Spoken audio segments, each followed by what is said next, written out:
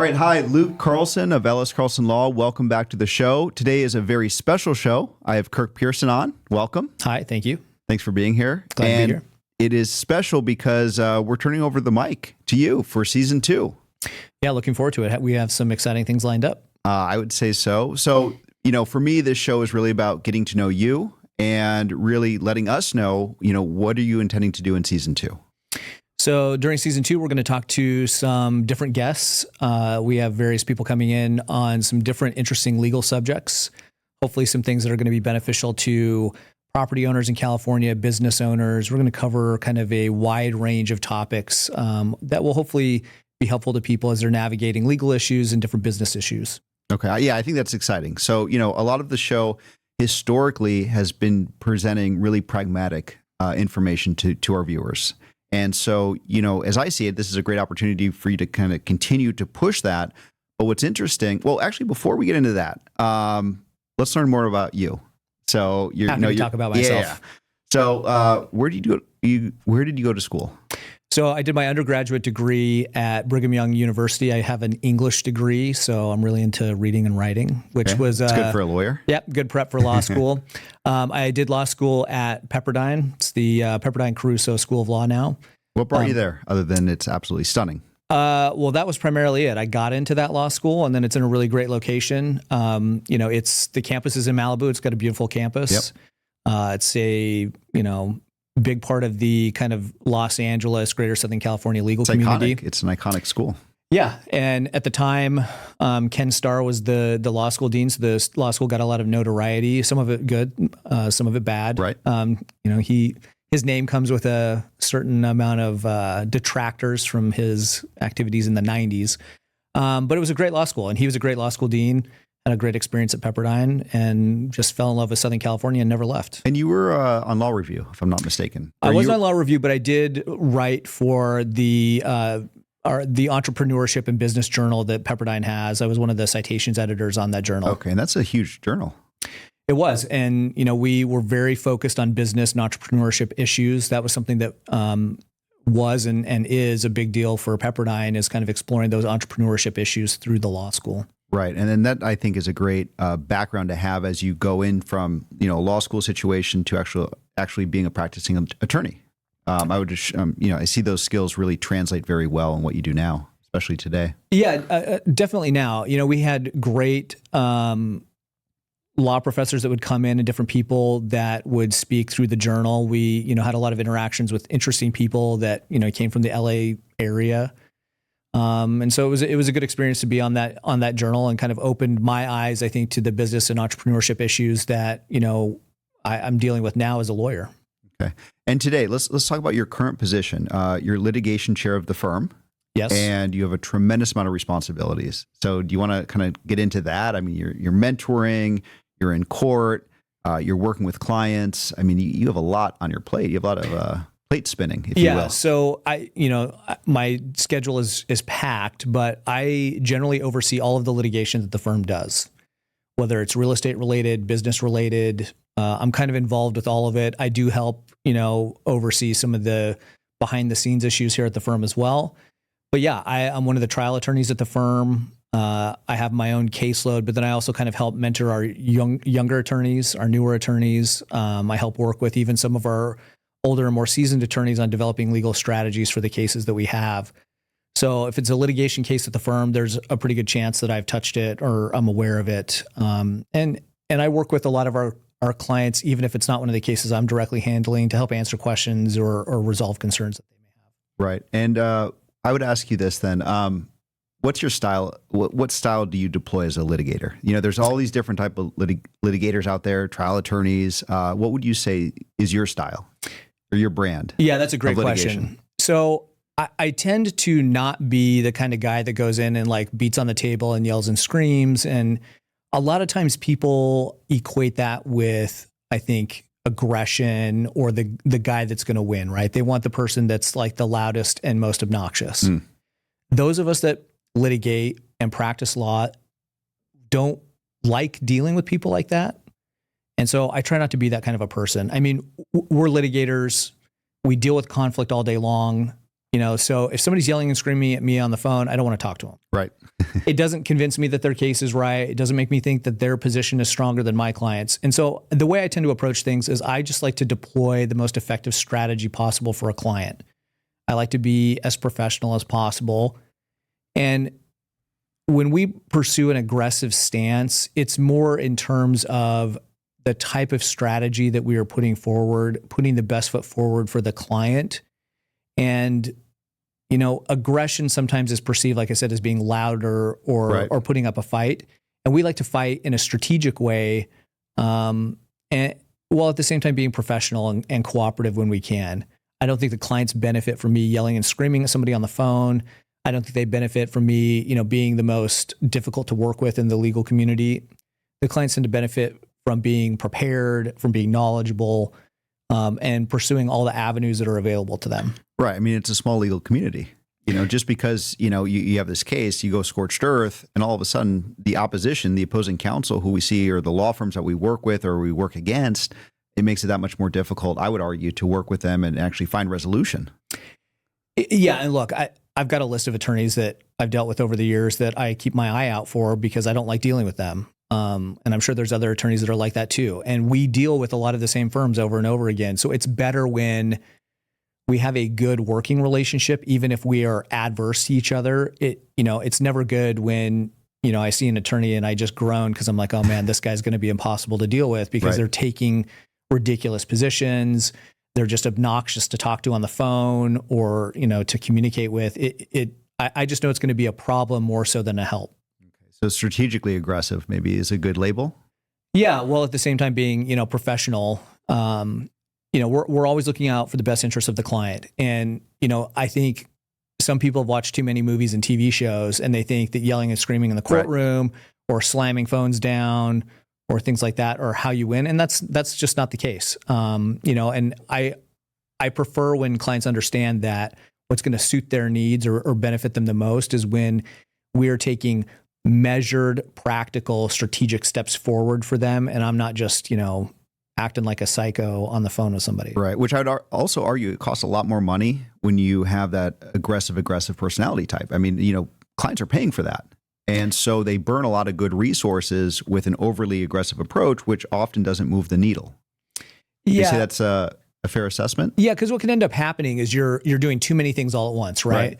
And you're creating such ill will that like nobody's going to work with you. And it can end up making cases cost more because you can't reach an early resolution or you're not really focusing on key issues.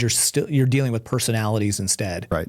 And, you don't want your attorney's personality to get in the way of the case. You want your attorney kind of looking out for your best interests. And look, I've had clients sometimes that don't understand that, right? They want me to act like a psycho. Right.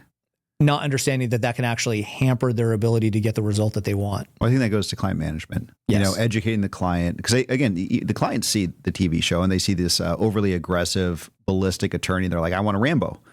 But the reality is I really don't think that they do if they truly understand what the the blowback from that Rambo style litigator is. Yeah, exactly. All right. So let's go into season 2. I'm very excited about it because, we're really exploring two things, the real estate side and the business side of what you do. And I would, sort of carve out in real estate, obviously we're well known for HOA, but HOA is sort of in its own little podcast now, Bad HOA. So we're taking that out of the show and really focusing on, real estate, non-HOA issues, business disputes. And can you kind of speak to the two verticals and the topics you'll be discussing? Yeah, absolutely. So we're going to kind of expand on some of the other types of practice areas or issues that we deal with at the firm. So that can be within real estate. It could be things like failure to disclose issues in a home purchase. It could be lease disputes between a commercial owner and a tenant. It could be something as niche as a warehousing issue for somebody who owns a warehouse or who operates a business that is within a warehouse.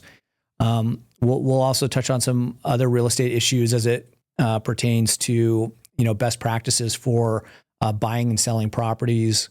We're going to talk about things too, like, I guess estate planning, trust type issues to keep in mind. that are good for maybe younger families or younger people. I think frequently you think about trust and estate planning as being kind of a retired person or an older person thing, not contemplating that, guardianship of children can be an issue.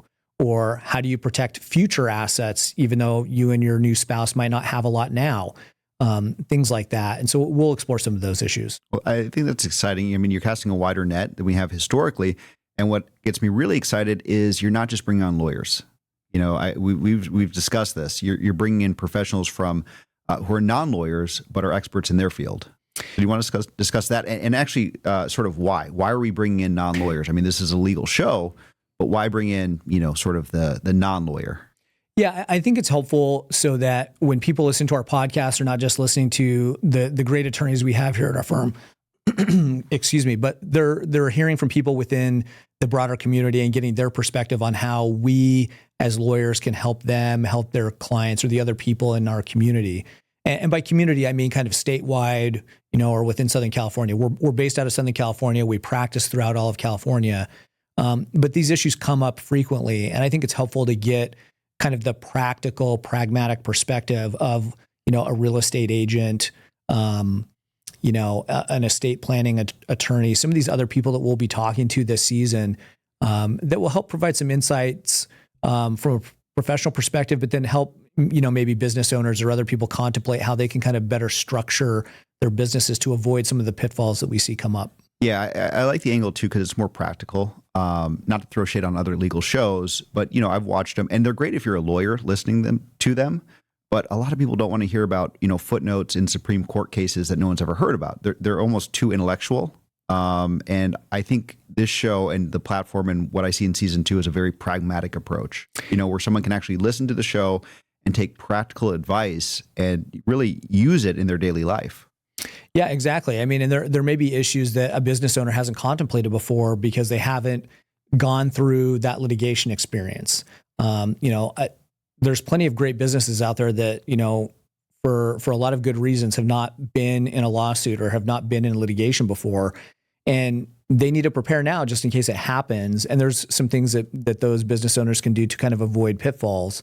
The same thing goes for, a real estate transaction situation. Somebody's maybe buying their first home or selling a home and they haven't ever sold a home before.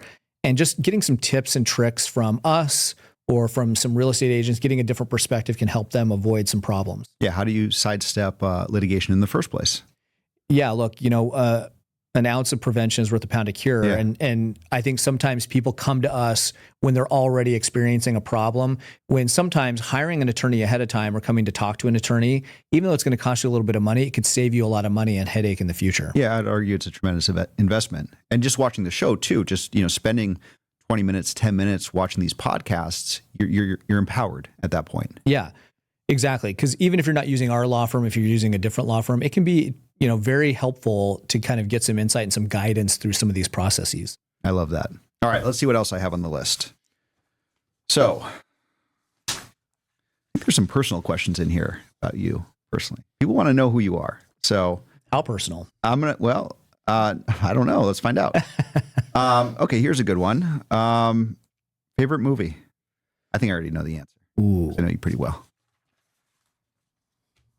Man, I don't know. That's a tough one. I like a lot of movies. I'm kind of a pop culture junkie, as you know. As I know. Yeah. I like quote movies a lot. I don't know. See, I thought you were going to jump into Big Lebowski. I know that's been a favorite for you since I've known you. I do love the Coen Brothers movies, and I do love the Big Lebowski. That is one of my favorites. I do really I really love Dune too. If I'm going like 2024, it's still early in 2025 at the time we're doing this. 2024, the Dune movie was great. I really liked those. You got me into that. I saw Dune 1 on a plane. I have not seen Dune 2 yet. Yeah, I'm kind of a nerd that way. I do like the sci-fi. I saw a stack of books on your desk today. Yeah, I have a whole bunch of books that I got because I also was that Stephen King that I saw, or who was that? There was a Stephen King book in my office. There were a couple of other ones too. Trying to remember what's in there. You have some good ones. Yeah, you caught me off guard. I'm trying to remember what's in there now. One of them is Dark Matter. Okay. But I think the author is Blake Crouch. It's a sci-fi book. They made a Apple TV series out of it. I think I haven't seen it, but I've seen the trailer for it. Yeah. That segues into the next question. Favorite author? Great question. I don't know. See? I read a lot too. Who would my favorite author be? And as an English major, that's a hard question. Yeah, as an English major, I assume you're not going to offend any of the authors because most of them are probably dead. I think my response is going to be surprising, being that I am an English major, which is probably Tom Clancy's one of my favorite authors, which is totally just, beach reading. Yep, poolside reading. Yeah, exactly. But I mean, he kind of set the thriller genre alight, like in the 80s and 90s, and that was a big deal. But I do like Stephen King. I do like John Irving and Shakespeare and all the stuff that I read and studied when I was in college. But now, because I do so much reading for work, when I'm reading, I like to read stuff that's like more fun and kind of lighter fare. Yeah, I guess like the airport books or beach reading. Nothing wrong with that. So yeah, hopefully people don't judge me too harshly. We'll find out in the comments. Well, listen, Kirk, I am thrilled about season 2. I think it's, you taking over in this role. I think it's going to be our best season yet. It really is. Yeah, I think it'll be great. I'm really looking forward to kind of interacting with the people that we have on the podcast and seeing how helpful it is to people going forward. All right. So normally I sign off. I'm going to have you sign off because I'm turning it over to you. And your mic now, my friend. All right. Thanks, Luke. Well, thank you for joining us on the LS Carlson Law Podcast. I look forward to talking to you in the future.